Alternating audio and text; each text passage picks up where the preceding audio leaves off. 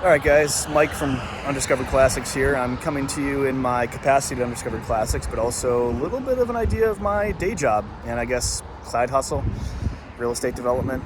This is just really the first one, so I'm not exactly sure if we're going to be doing another, but we are at the Monroe Building. Let's turn around and take a look at this. This is our first meaningful real estate development project.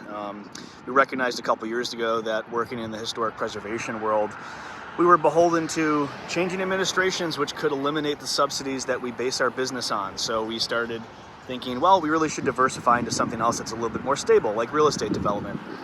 That was funny because that was 2019 and, well, not as stable as it was before that. But anyway, we trudged on through, and this building, which I'm going to put some videos and photos of in the clip here, get an idea of how ugly it used to be. So this was built in 1920. It was designed by a local architect, and you see up there where you've got that lighter colored brick, that's where our Spanish mission style cornice was knocked off. The cornice is one of many features that we're putting back. Thankfully, we do have some really good historic photos, and I was able to find the original 1920 drawings.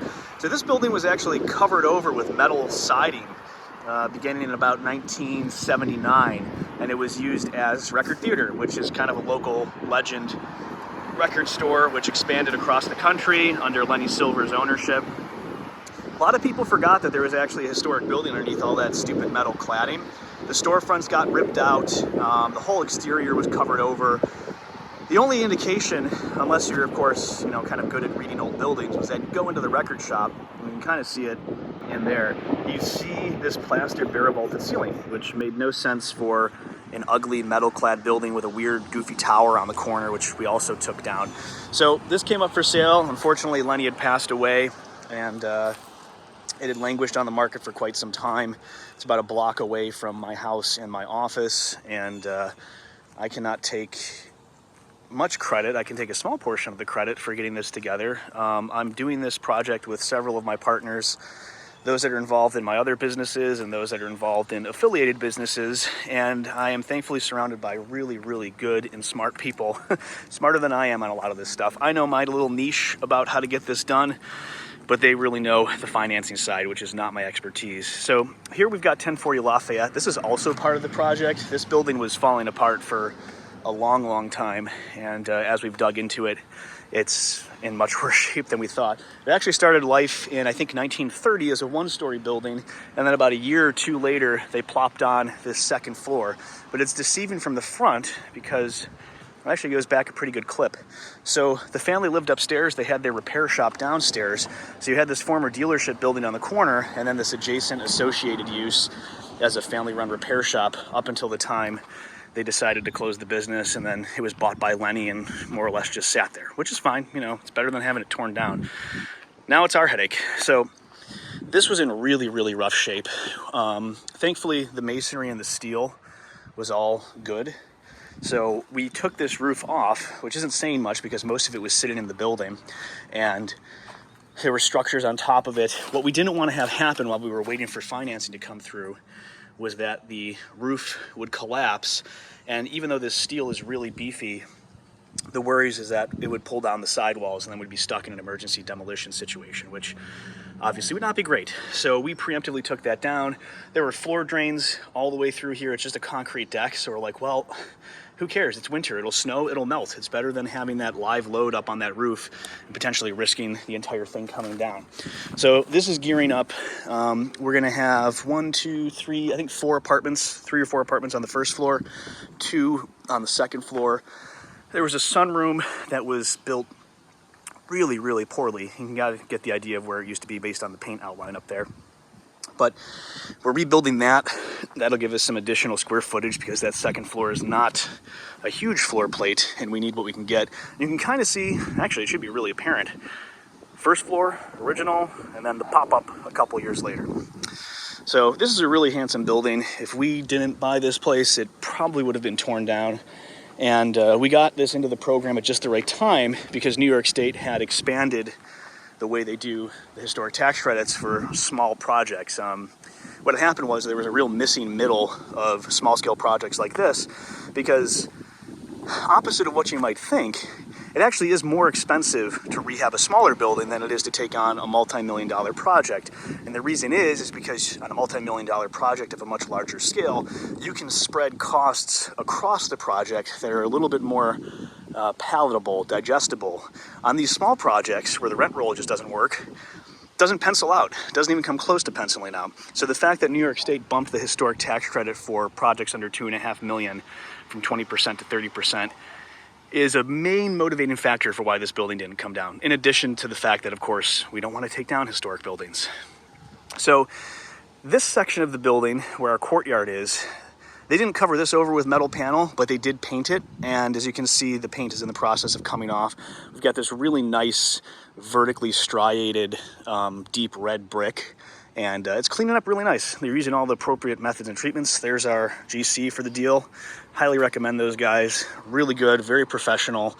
Their cost estimation and constant rethinking of aspects of the project to try to get this thing continually on budget throughout the rehab is just amazing. I wouldn't be able to do it. Really glad to have them as partners here. So a pretty wide sidewalk. Everything you're seeing in here, this is where cars would enter for repairs. So all these concrete block openings, and then some of the ones we've already ripped out, these are going to have overhead doors. We actually found this foundation. On the 1920 plans, this courtyard is actually shown to be enclosed by a small brick knee wall, and we weren't sure if it was ever actually built, because just like now and 100 years ago, what's planned versus what gets built aren't always the same things. But this foundation is definitely proof that those 1920 drawings were accurate. This courtyard is a mess. I'm not even going to get into that. It's sad and frustrating and unexpected conditions, but such is life when you're dealing with an old building. So this really doesn't have much brick, as you can see. That red common brick that's up there where the stucco has failed, I think it was probably coated from day one. So we're actually going to keep this painted, but it's going to look a lot better once all that concrete block comes out. We're gonna have big storefront windows. So here's an idea of how the paint removal is coming. We've got these great granite bases along everything, and the paint is just coming right off. Now there's of course a couple specks here and there, but it's not that big of a deal. The mortar consistency and aggregate is really, really interesting. It's got this great kind of craftsman type look to it. We don't want to over clean it because that could do more damage than good, and we certainly don't want to find ourselves in that situation. So let's see if we can't sneak past this lift. Probably shouldn't have had that snack this morning. Oh, get skinny. Get skinny. Get skinny, stay skinny. All right, so this little one-story section that's connected to the main showroom is the former used car showroom. So this whole concrete block section, that all comes out and gets big storefront. Same thing here, paint removal is occurring. These green terracotta tiles were covered up with a couple different layers of paint. They're really coming back around, as you can see. We only have a couple missing, which is great. Our original wood multi-pane windows up there were in pretty good shape, except for one of them, and they're being restored and put back in. The storefronts have unfortunately been removed, so we had to do new ones based on the historic photos. The challenge we came up with, or ran into, is that the display windows were 10 foot wide by 10 foot tall. And back when they built this building, they probably used 3/16 plate glass, and the weight of it, while notable, wasn't anywhere near what we're going to have with thermal glass. So as you can see, these are not 10 foot wide. They are 10 foot tall. What's going to happen is that we're going to have our terminating mullion there, skip that for now, and that's our end mullion. So that's how we get our 10 foot appearance width-wise. Then we have our 10 foot height. This piece right here is what's known as an SSG. So the glass will come to it in either way. The glass will be 5 feet wide. The glass will stop at this middle point, and then it'll be butt glazed to try to make this visually disappear. Now, it's going to be effective to a certain point, but obviously you're going to still see it. These are going to get capped with aluminum mullion caps, so you'll kind of have this big chunky profile. You can see exactly where the paint was where the old storefront used to be, and we're going to come right to that. We're really trying to do this the best we can.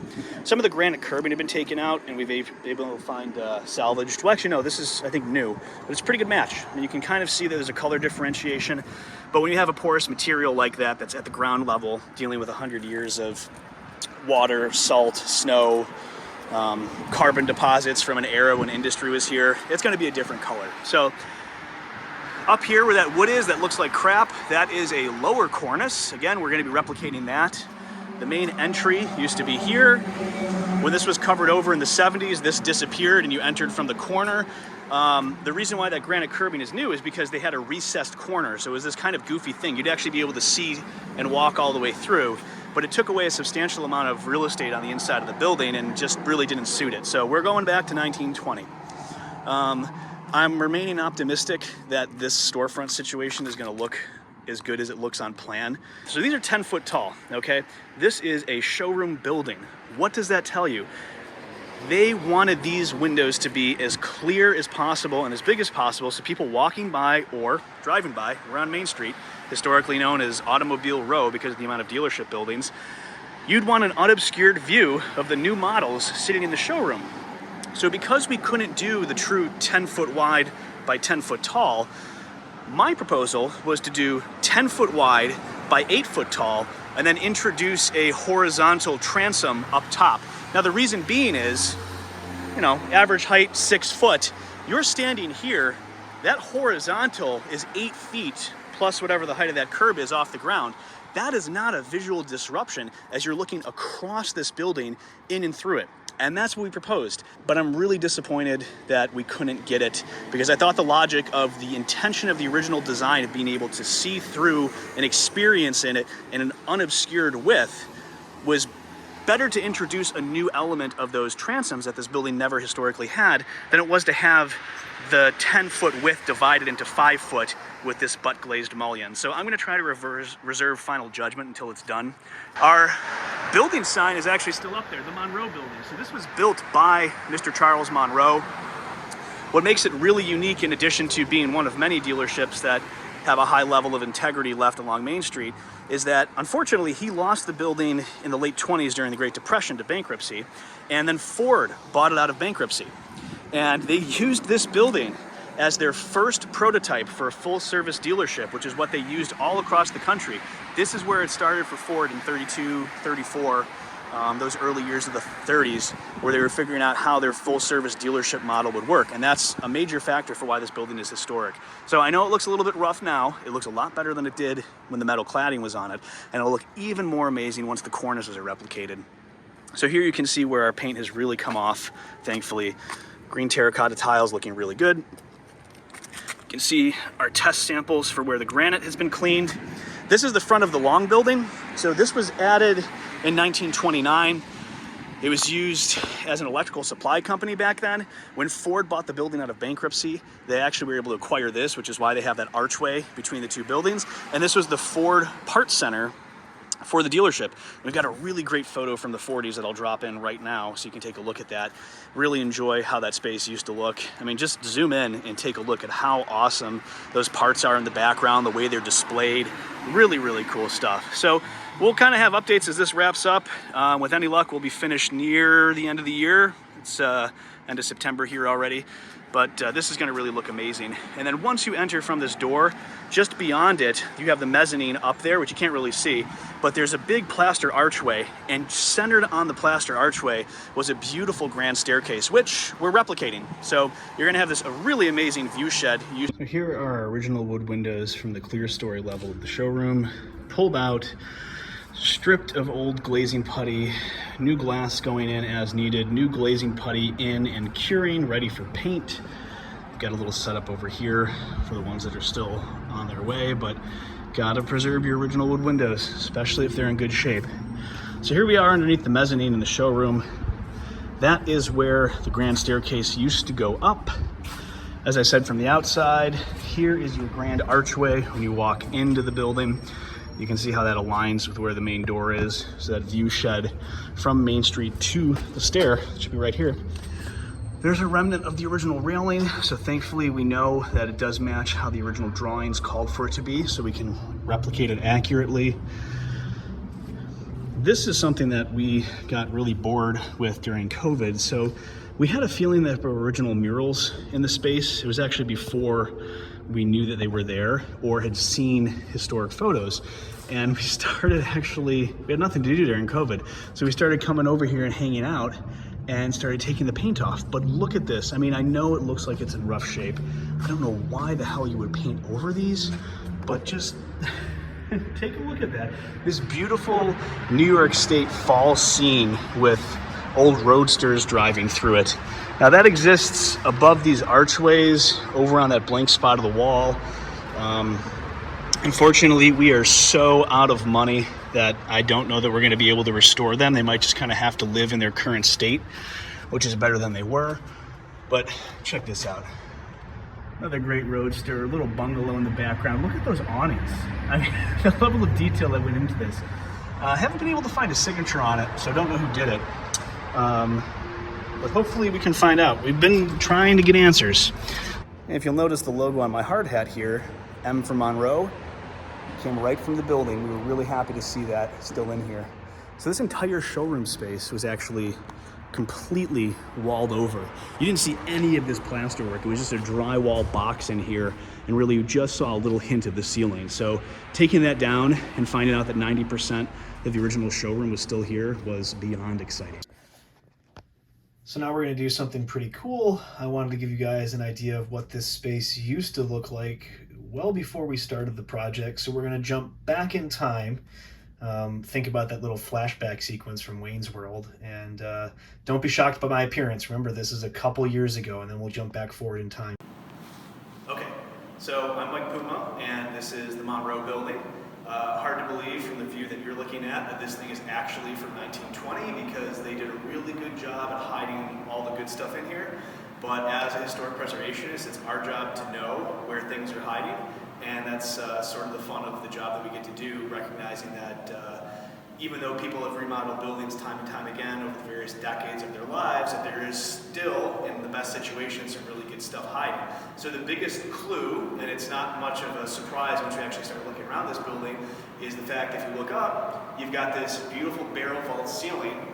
You've got all of these coffered sections running through and all this detailed plaster, which is the first indication that there is something more going on in here than a building that is just wrapped completely in drywall. And until recently, the exterior was wrapped entirely in metal starting in 1976. So nobody really knew that there was a historic building under here because it's been hiding for the better part of 40 years. The ceiling was the first indication to me that there was something more going on in here, and I was really hopeful that given how built out the walls are, that there would be more stuff hiding. So one of the first things we did is we pulled up the historic drawings from City Hall, and we tried to get a sense of, okay, here are the 1920 plans. Things change from when you actually draw it to when it gets built. So maybe some of this stuff wasn't here, or maybe when they did this really gross 1970s remodel, they ripped it out. So taking a look at the original drawings, the first thing we did was figure this wall has most of the best detail on it. And I don't know if you can see it down there, but this thing was originally the Monroe Building, and they have 3 arches that are hiding behind this drywall, and at the keystone of each arch is this stylized plaster motif that's got an eminent for Monroe.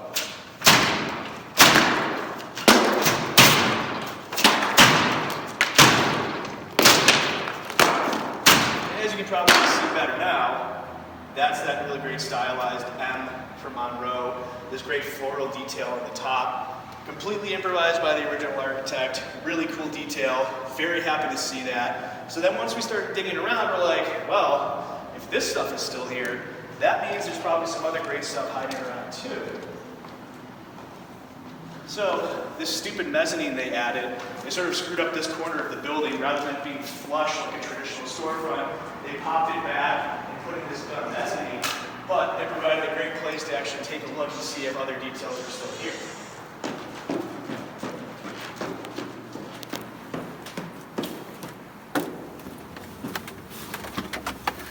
Watch out for the stairs, they're totally non-code compliant and very illegal.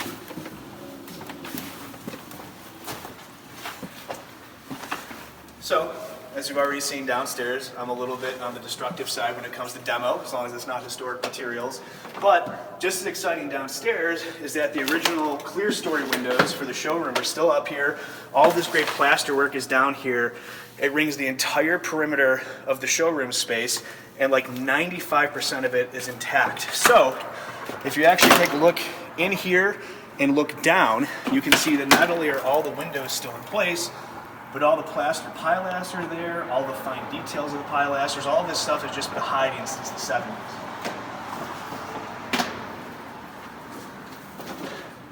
And again, now that you're up close and personal with the barrel vault, You can sort of see some of the areas where a roof leak might have started deteriorating the plaster work. But if you look above and beyond, you can start to see where these heavier beams come through and hit the wall. You've got the top of these ornate pilasters that wrap the entire perimeter of the showroom. So that was one of the biggest things that when we were looking at this building, we're like, something else is going on in here.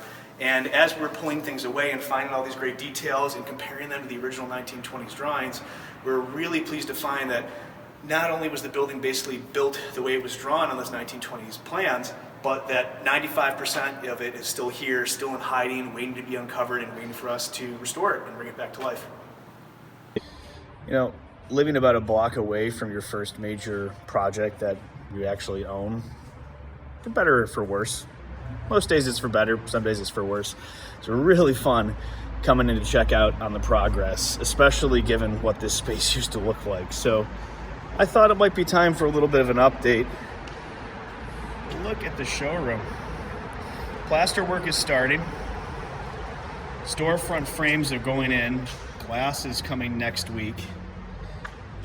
Take a look at what's going on up here. The folks over at Switech Studios are handling the plaster work for us. And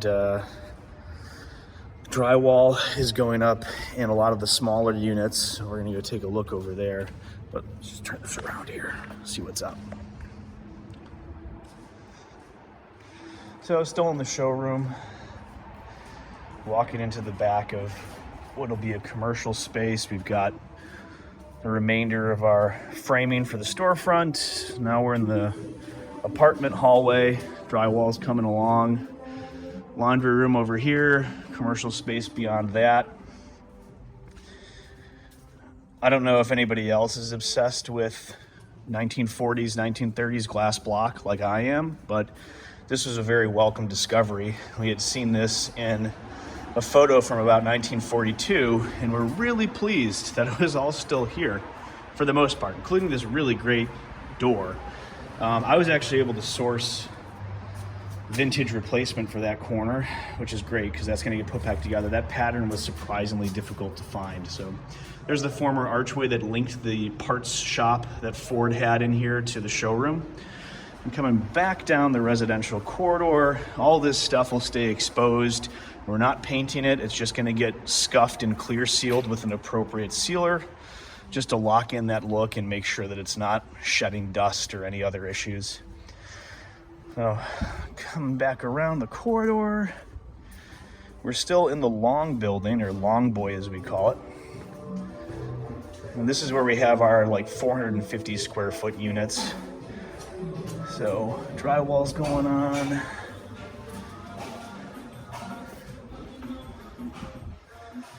This corner one's really great. We had a lot of things that we were able to uncover that we're going to be focusing on keeping here. So all the joists stay exposed. The height is tall, I don't know, 12, 13 feet. Not tall enough to do lofts, which would be 14 foot floor to deck, but pretty tall. So I got to give credit to our architects at EcoLogic. This really cool soffit detail over the kitchens, rather than taking that all the way up, you've got this really great level of interest above and beyond with this view shed. This big opening here goes into the bedroom. That'll be a borrowed light window to draw natural light deeper into the unit. This is an old window. Obviously our long boy building is built behind it. We're not covering this up. Our folks that are handling the construction, BRD, have been nice enough to tune this up, and they're kind of painted white and make it look like a ghost window. This is where natural light's gonna be coming from this unit. Huge window going in there, replica window. All this stuff you're seeing here, we're not painting it. We're gonna clear seal it and lock it in and have that unique and interesting look. Why change something that has kind of aged up over the last 100 years? I think it's much more visually interesting, and now that it's my project, I get to choose that we're not whitewashing stuff and having fun, interesting features, and hopefully other people will agree. I don't think we're gonna have a problem renting it up. So this is is this a one bedroom? Yeah, it's a one bedroom? Yeah, that's the bathroom.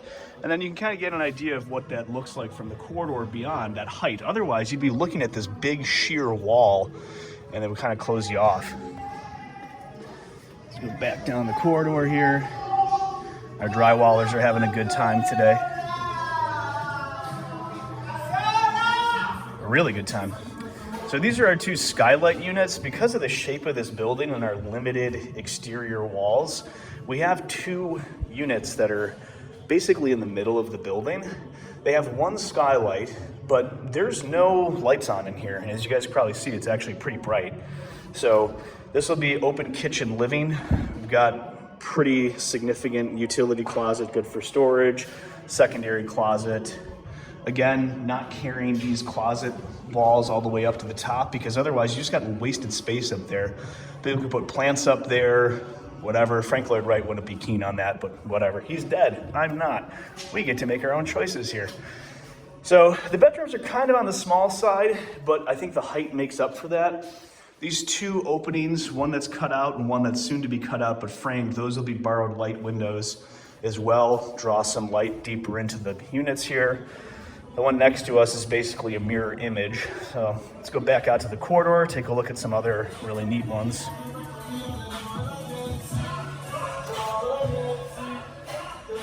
No, same thing. We're keeping our original floors. They've been polished. The height is staying the same. We're not covering those joists over because we opted to insulate from the roof atop us so we could actually keep that open.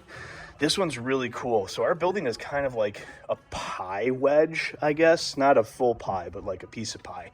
So we've had these weird but interesting units. This electrical panel goes away. This is just here for temporary power. We're gonna cut in a big window here. That'll be the source of natural light for this unit. That wall gets finished off. That's the separating wall. But I mean, take a look at this unit. It's a very irregular shape, but you're gonna have an open kitchen living area here, an island with your sink, your fridge, stove, range over there. Again, not carrying this detail all the way to the ceiling has this level of interest and height that retains. And that might look like ductwork, and it kind of is.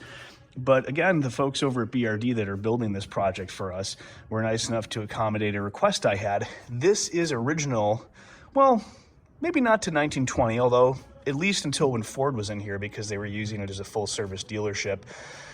That is how they exhausted vehicles. You can see that little spout there. This one looks like they've covered it over with the bottom of a soup can or shoved a soup can in there.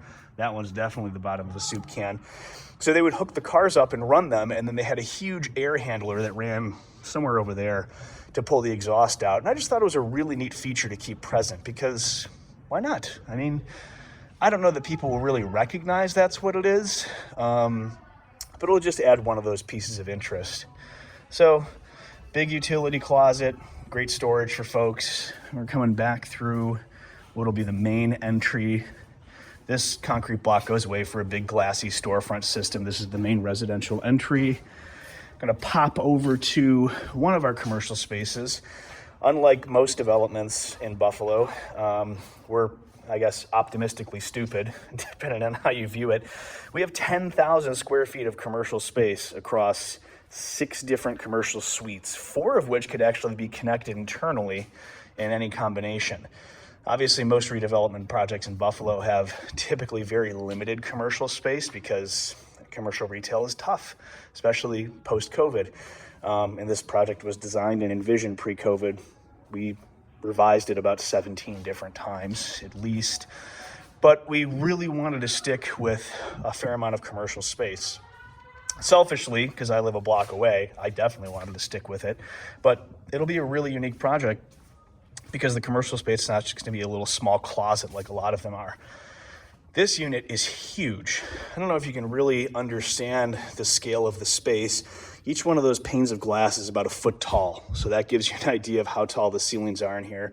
Again, this all stays exposed. We're just going to clear seal it, lock in that patina type look. You've got this massive, massive living space. Big window goes right in here. We are unfortunately having to fur out the walls on this back wall. The grade is about here. So we're far below grade. We've had to do an internal drainage system to mitigate water infiltration issues. And then we have our bond break against our masonry before we do our fiberglass bat insulation and stud walls. But we are going to terminate it at the sill. So you're really only losing about the lower third of the wall. You'll still have all this brick exposed, all the deck exposed up there. Same idea here, huge open kitchen dining area. There's our remnant of our little exhaust system. This is actually a better indication. You can see it has that little drop, and they would hook a flexible hose to that to actually exhaust the cars running out here inside the building so they wouldn't poison themselves. This is a big 2-unit. This is another fake window. This was going to be covered up. And again, the nice folks at BRD were nice enough to accommodate us. They took the framing down. All right, we're back here another day checking out the progress on the Monroe Building. And I have to say, can admit when I was wrong, and I'm pretty sure I was wrong on this. The design of the storefront that I didn't think was going to be the best option actually looks pretty good. So let's turn around and take a look here. This is the portion of the building that was built in 1929 as an electrical supply store. Then later the parts department for Ford. Storefront in here is based on historic photos. That cool glass block doorway is underneath here, which will be much better looking once these boards come off.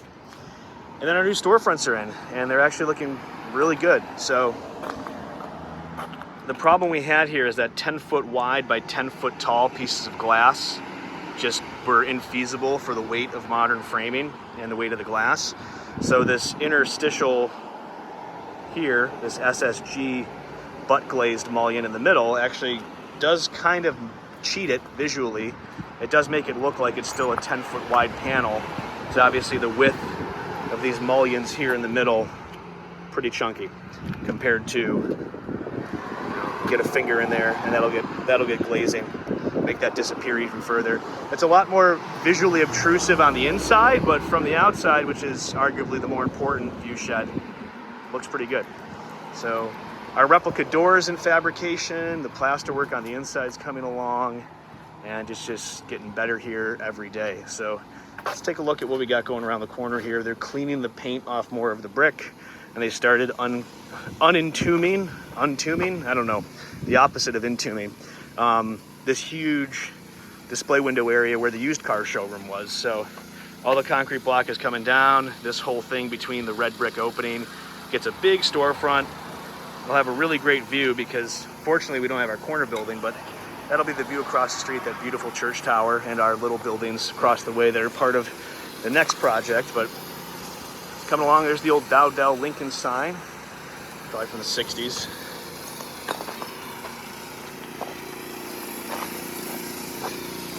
You got more concrete block openings getting taken down. This will be the main residential entry, so this will be highly glazed storefront, center entry door, little cubby area in there for mail.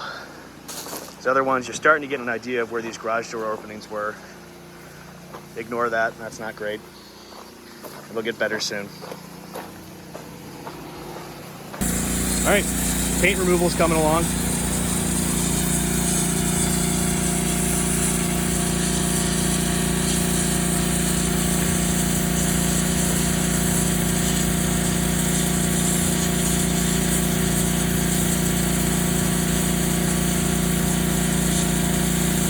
All right, back across the street to the front of the building, and let's see if we can zoom in here. You guys can actually see the plasterers doing their thing. Let's see, there they are. Isn't that fun? So this kind of gives you a better idea of what we're looking at, right? So these are supposed to be from the center entry on either side. You had big display windows split up into 3 10-foot wide by 10-foot tall sections. It's hard to see with the paper on it, but you can see that wide black framing dividing them into 3 equal parts. That SSG in the middle at the 5-foot mark really just kind of disappears. So I think the effect works, which is great. Okay, another day here at the Monroe Building. More progress to show you guys. So let's turn this camera around and take a look at what we got on the front of the building. It's really coming along. The face is going back on. So storefronts are in. They got to finish the sealant. Really happy with how the paint removal is gone. Now there's still some flecks of paint here and there, but trying to make this building perfect the way it was 100 years ago is only going to cause undue harm trying to over clean it. So this is perfectly fine. Green terracotta came out great. The restored wood windows at the clear story level are back in and looking good. You can see that green color. They color match to the tile just to tie together the overall appearance. And we've got our cornice replication getting framed out. So the corbels for that should be getting dropped off soon. I think they're having the Amish or the Mennonites build them. They should be pretty spot on for the replication of the historic drawings and historic photos we have. But they're framing that out. It's going to change the whole look of the building. Because the whole front of it is so flat, and all those projections between the lower cornice, the canopy, the upper cornice, all that stuff having been ripped off in the 70s, really just makes the front of it so flat. So putting the face back. Still waiting on our new door replicating the original to be produced, but that's coming along. They've got this brick pulled out here. You can see the old conduit. This is where we're going to be running replica light sconces to frame either side of the door the way it used to be, or as close as possible. Let's keep coming along here. So here's to give you an idea. The right is fully cleaned. Again, still some flecks of paint, but that's okay. It's not going to be perfect. This is in the process of being cleaned, so it was completely white. So you can kind of see done, almost done, and then getting done. I think those are our plasterers working inside for the showroom. That one missing window, that required a little bit more work than the rest of them, so we had to outsource that. That's in the process of being finalized and be put back in now. So I don't know if this was open the last time. This is the used car showroom, so you can see where we got this cut in the granite curbing. This is where the entry door goes. Huge opening. So a single entry door, transom above. That Dowdell Lincoln sign, they're gonna take that off nice, and that's gonna make its way to a different place, one of my places. So this curbing is where the storefront's gonna sit, just like the main building. I don't remember if that's on site or if that's in production, but once you come into this space, this will really be your view, minus the construction fence and the porta potties, but it's gonna be a really great view of Main Street. All right, so now we're back in the building, heading to the showroom. Take a look at what the plaster guys have been up to. So the folks at Swytech Studios are doing the repairs and replication. It's looking really good. Here's some of their work product for replicating all the missing details or damaged details. Of course, most importantly, the Monroe keystone goes right up there. But it's really coming along nice in here. Doing work on the ceiling.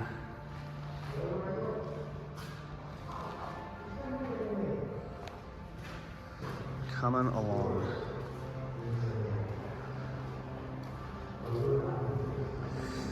They've got their metal mesh here ready to do the faux stone plaster replication on this column that got completely blown out. I don't know if they're going to work with what they have left for that little lower cornice, but this gives you an idea of what it's supposed to be.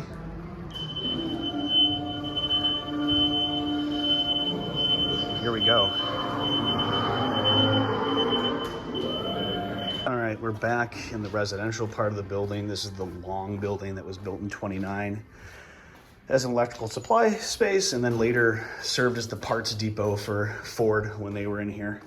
So these units are on the smaller side, but the height of them really makes up for that, at least I think. So great for one person or two people that really like each other and don't mind being on top of each other all the time. So probably better just for one person. Hallway is coming along. I'll go to one of my favorites here, this 2-bedroom in the back. This is the biggest one in this part of the building. So this is a 2-bedroom, 1-bath. 2 big windows go here. Private stair out to the yard along the side, which, unless we find more money, really the yard is just going to belong to this unit. So they're going to have, somebody's got a greyhound or any other dog that likes to run, which my experience is most dogs, they're going to have a hell of a yard for their unit, which will be pretty neat. All the joists, they stay exposed. You might have talked about that already.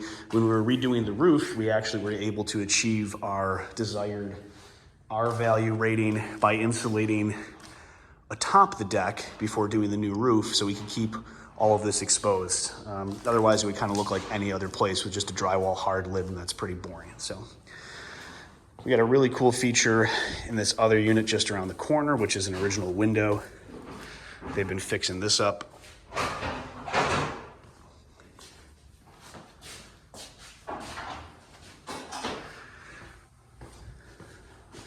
Back out to the hallway.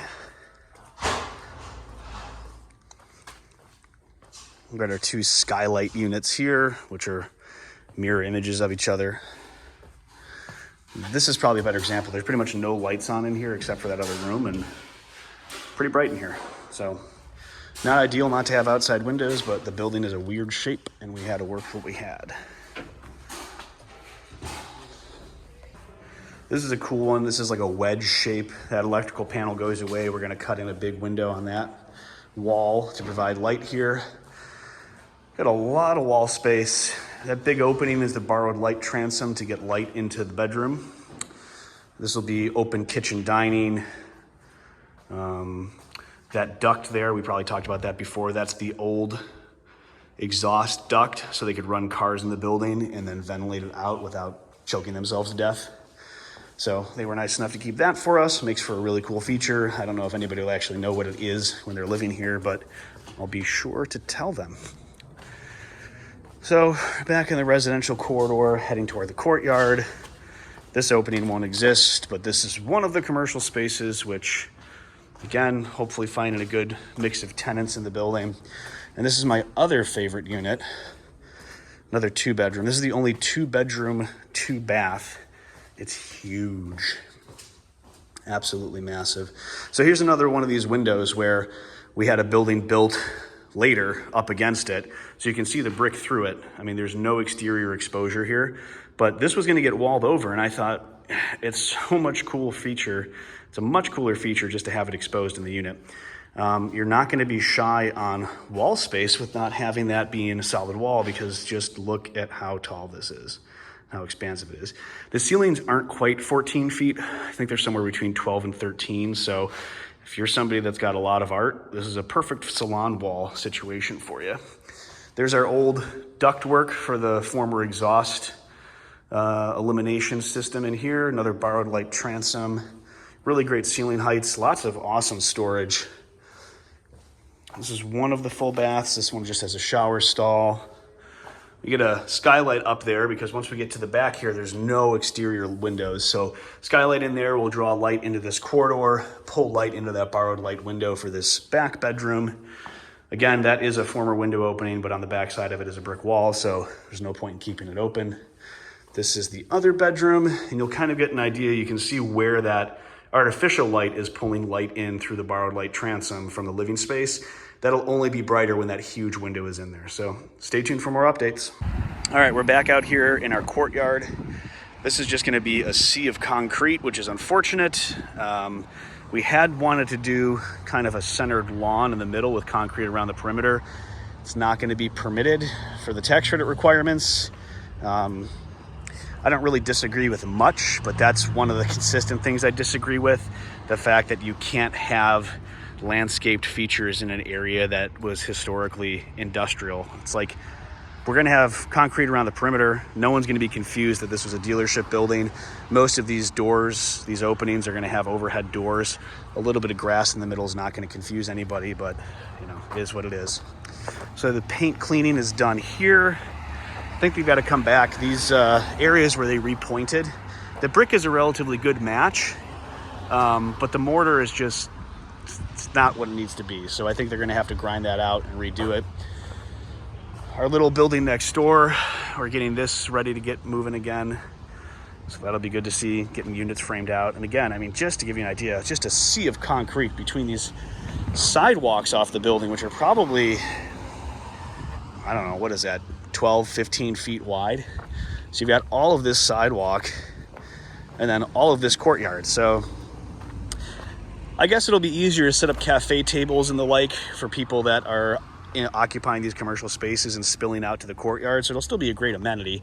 Just wish we could have some grass in the middle because, well, that'd be really nice. So it is coming along.